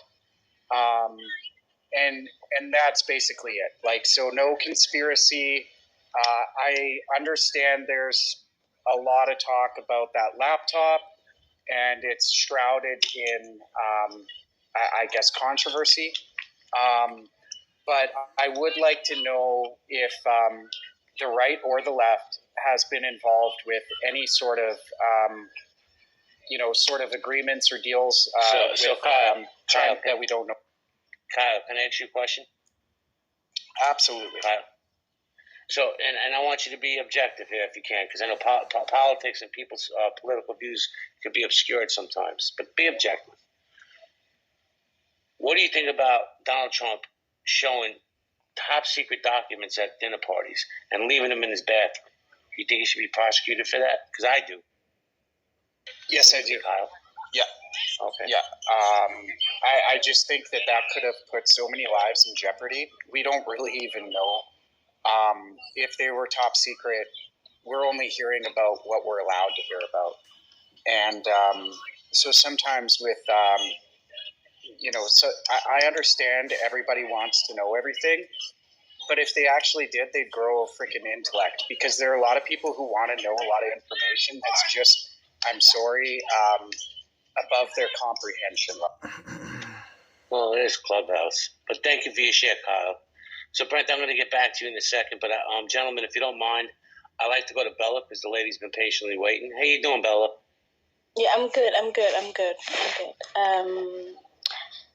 Honestly, I forgot my question. We were talking about Hunter Biden and his daughter that President Biden hadn't met yet. And then you said Donald Trump has grandchildren. I mean, and he has children. I mean, the standards that you hold on Biden is the same standards you should hold Trump also, because he has also a lot of children. So Bella, and I'm not looking for any smoke here, but you don't know the standards I hold for either one of them. Yeah, but you're talking about Biden not holding, not having. Sorry. Okay, go ahead. I'm sorry, Queen, but let me just say this. You see the title of the room?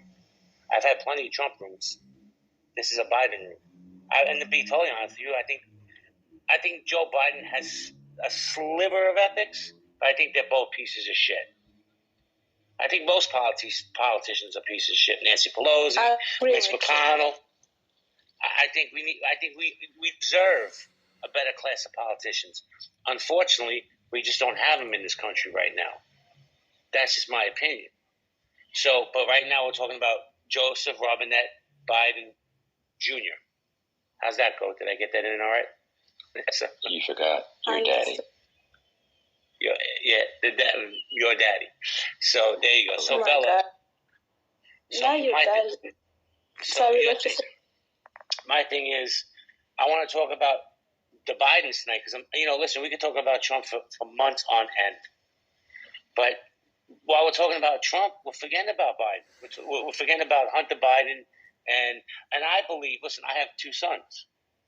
Now I'm a man. I'm going to make my own decisions, but if my sons come to me, they're going to influence me in some way when I sit down and talk to them. So I don't know how can people say that his son don't influence him.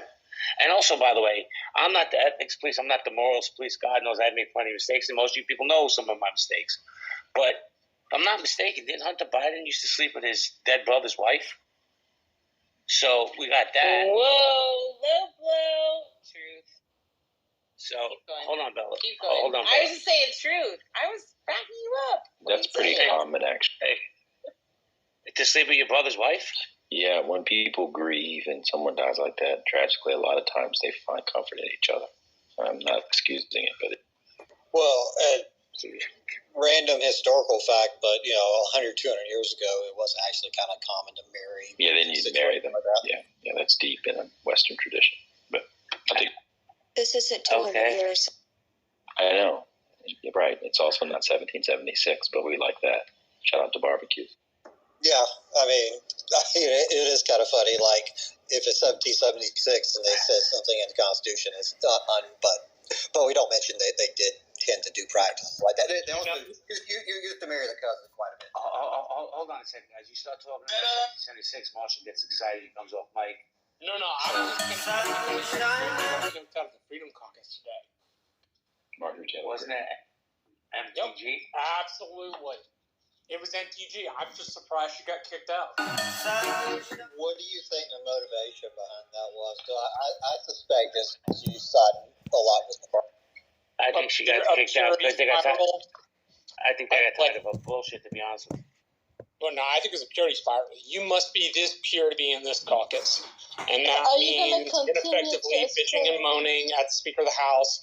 That means arguing that you should be able to call an election for the chair despite not having the number of votes. It's people who like to complain more than they like to pass legislation. It's people who spend their 6:30 in the morning and their 6 o'clock at night and their noon talking to reporters. Not people genuinely interested in doing shit. Wait, you don't think it had anything to do with Jewish space lasers? I think maybe it has something to do with Jewish space lasers, but to be frank, I don't think that was a motivating part about the Freedom Caucus at all. I think the issue was Marjorie Taylor Greene is not pure enough to be in the Freedom Caucus. She's not extreme enough. Oh, I misunderstood. Sorry, I didn't. I was joking, Marshall. Totally missed that. Marshall, can I ask you a question? Like, why do you think she got as buddy with McCarthy as she did at the open? Like that really never made sense to me. Like, what do you think is going on? They're smashing each other, brother. Oh, that is so gross. He could do better. McCarthy has a history of doing that. His first run, when Paul Ryan was put up as Speaker, he got screwed because he was messing around with another House rep at the time. And one of Paul Ryan's surrogates went up to him and was like, hey, we know you're fucking this woman and you're both married. So unless you come out tomorrow and say you're out of consideration for Speaker of the House, we're going to release this at 8:01, not 8 o'clock, not 8:02 and 30 seconds, at 8:01 if you are not out on that mic beforehand saying so. So he gets out on the mic and he says something to the effect of, you know what, I have run myself out of contention for Speaker of the House. I said some pretty nasty things about Hillary Clinton, and as a consequence, I'm not the right person to stand for Speaker. When what it really was is that everybody knows McCarthy can't keep his dingling in his pants, and that he and his wife have a deal, which is like, don't cheat on me in the district, but, he still likes to screw anything that moves. It's like Michael McCall. Michael McCall is a 1-0. None of his appointments to meet with constituents or do any committee hearings are before 12 noon because he gets drunk every single night. But Well, let me say this. Still agree would be terrible. Like, could you imagine spending a weekend? Like, there's cuter Republican. How about I can't remember the woman from New York. Brian, you're derailing the conversation, bro. Give me a second. We can talk about Marjorie Taylor Greene and her Jewish space lasers in a little while. But that's that kind of conversation. No smoke for anybody that goes in this room. But that's for like preservation of the human race. Let's talk about her in there, not in here, because she's out of her fucking mind. So with that, I want to welcome Bruce to the stage. What's up, Brucey? Bruce, you there? Yeah, what's up, man? I'm here. What's up? How you doing? Doing all right. So what's your opinion on the Bidens? On the Bidens themselves, man, I think, you know what? We've been like, I like this conversation. We've been able to hold like different thoughts and keep the conversation going. But as far as the Bidens go, thanks for the reset, man. I honestly do. Like, I don't like them just because of how the world looks. Well, not even the world, how the West looks today. And then, so it's like, how do you like the Bidens? Not saying that they're the worst or the best, or the Republicans are the best, and that we should pick them. I'm not that far with it, but I'm just like, this guy's obviously incompetent. Most of America is divided, and just nobody's happy at this point in time. I would think you look to a guy like that and it's obvious that he's being used as a scapegoat. But as on the Bidens, I don't really see either side as better than the other. You know what I mean? Like, people mention like, oh, we're at war with China. Well, I mean, dude, if you understood how the world works in reality and today, it's all global economics. Every country depends on each other. There aren't many countries left that have every resource they need to survive. Okay, we all depend on each other. Even in times of war, we're using each other to fucking still get our resources. There's been things going on with Russia where it's like, no, we're not going to do that. It's like completely fuck you guys. They're terrorists, things like that. But overall, dude, like, that's this. Kitcher kind of finally caught on. You kicked me out.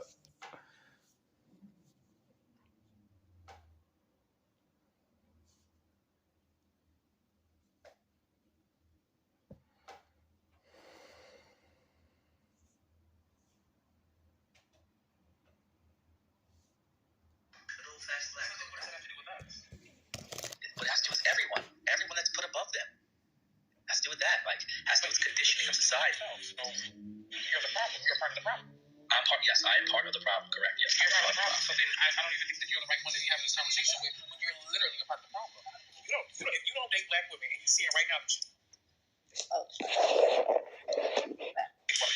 Why then would you not go and be with a black woman if you feel like black women are by and large discriminated against and all of this shit? Why wouldn't you love people? Why would you go help? Why would you go help with that situation right then and there? You could be seeing some black women's lives right now. Oh my God. You're right. Sometimes they look at me like that. Like, they give me a little attitude about that shit. I don't, because I'm not a big ass grody. Okay, wait. Play at normal speed now. What? Play at normal speed now. This is a part. Okay. Hold on. Oops. I can acknowledge when something's wrong. It is wrong. You don't wait. So you're saying because I'm part of the problem, I'm not allowed to admit that there's a problem? No, you should be actively seeking to fix the problem. I am, by bringing awareness to it. Say thank you. I think you need mental attention. Wait, you're the exact type of woman that Cornbread's been speaking about. You're entitled. You're upset because you didn't get picked and you feel entitled to a black man. That's not what I'm talking about. That's exactly what you were saying. That's not even what I'm talking about. I'm talking about overall. And I was talking, and don't try to do that weird ass shit. See, that's that bullshit that I was talking about earlier, where y'all automatically trying to put trans women and cis women against each other for no fucking reason. That's that bullshit that y'all do. And that's that shit that irritates the fuck out of me, because I was talking about that room. I was talking about in the context of that room. That's what I was talking about. I was talking about the conversations that are held on this app and the way that they're held on this app. That's what I was talking about. So don't do that. You said there's a segment of women that feel are upset because they have not been chosen and they feel entitled to black men. Chosen or not because you did not ask me. You automatically heard the baby in the background and assumed that I was not chosen. But in fact, I'm a wife, bro. I'm a wife. Well, the reason I said you were not chosen was not because of the baby in the background, but because of the opinion you had upon me. Your view on me was the reason I said, oh, she must be upset. Therefore, that's probably derivative to the fact that she's not chosen and she's mad at black men. That's what I thought your motivating factor was, because you're coming at me all crazy. But anyway, the point still. I'm mad at black men who care so much about the black woman and wants to bring awareness, but yet you're dating the white woman. Like, what are you doing here? So you're saying just because I can't talk about a problem I'm aware of. As long as I'm involved with the problem, I can't see You're just as bad as a white man reporting news on a black community that he has never been in. The news still needs to be reported, though, does it not? You're the problem. Oh my gosh. Wow. Wow. Yeah, no, it was crazy. Yeah, But you can That be is sure mind-boggling. you can be sure his hot redhead is not hot. Maybe has red hair, and who knows? Maybe she dyes her hair. But the whole point is, what the other person didn't say, is he's always on the app complaining about how people are hypocrites, and yet he's one himself. That's the big issue. so this is. You cut out. Adams? Can you hear it? Okay, you cut out. Start again. Okay, hold on 1 second. This is on the same replay.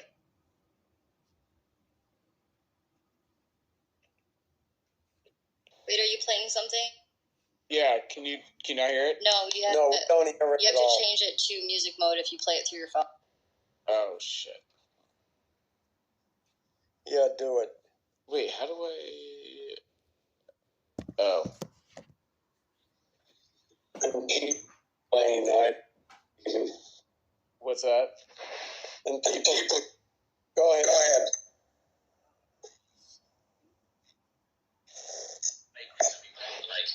At the end of the day, you're valid. To the degree that you're saying you're a woman is to the degree that you can attract the opposite sex. You're only as strong. Your womanness, your femininity, this thing that you claim as womanhood, is in direct proportion. But see, that's the thing is that even with cis women, right? That's how they're validating themselves as well, because that's how all women are validating themselves. Am I attractive enough to go out and find my partner, to find my mate? That's how all women validate themselves. So if you're trying to say that I'm validating myself through a man, then you're.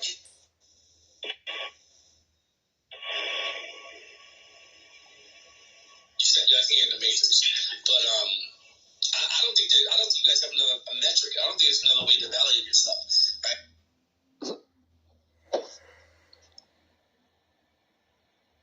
And I mean, this is good enough replay to play it in a room and replay it. Jesus, that is frigging hilarious. Well, Ann. No, but it's literally all the stuff that he's spewed over the past 3 years. That is just completely mind-boggling. Yeah. Well, good. And were there? And then you said other black women came down on him. Yeah, and the black men too, because that's complete bullshit. That part of it was not heard in that room because he had just finished his replay, and as that room was going on, that replay that you just heard was, it was working its way through the system and then popped up. But yeah, that's pretty bad. I don't understand how it's one thing or another, and then he runs into our room and says, "Oh, protect straightness at all costs." Fuck that. And it's just this is crazy. Yeah, he's intensely insecure. Oh my gosh, I almost want to call him right now on the phone and tell him to come in here and speak for himself. Oh, no. This whole thing about people need to be in a room and you shouldn't talk behind their back. It's on a replay.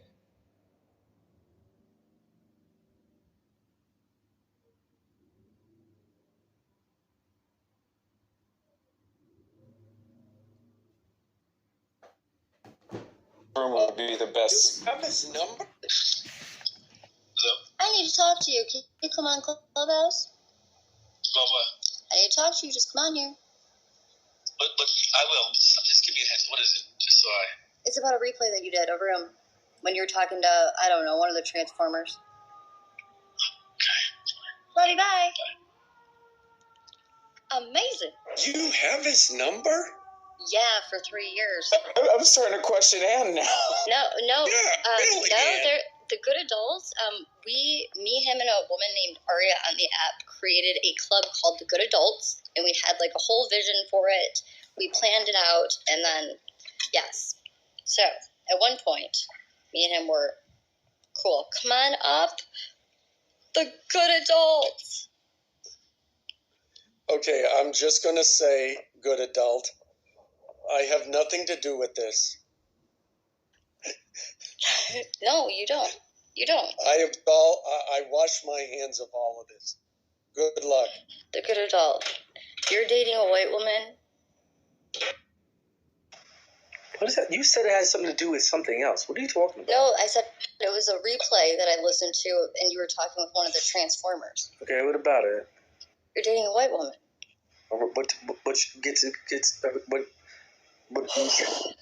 Save me some time and get to the crux of it. I mean, just the hypocrisy of your talking points. I just got it. Break this down for me. So you like white women? I like all women. Okay. Well, I mean, you're really disappointed. I don't know. Who was that? Carmelita, or who was that you're speaking with? That you're part of the problem, that you should be only dating black women. Oh, you're part of the problem too, though. We're all part of the problem. That's the point. Oh, no, I'm talking about the conversation that you guys were having. Yes, and in my conversation, I'm pointing out the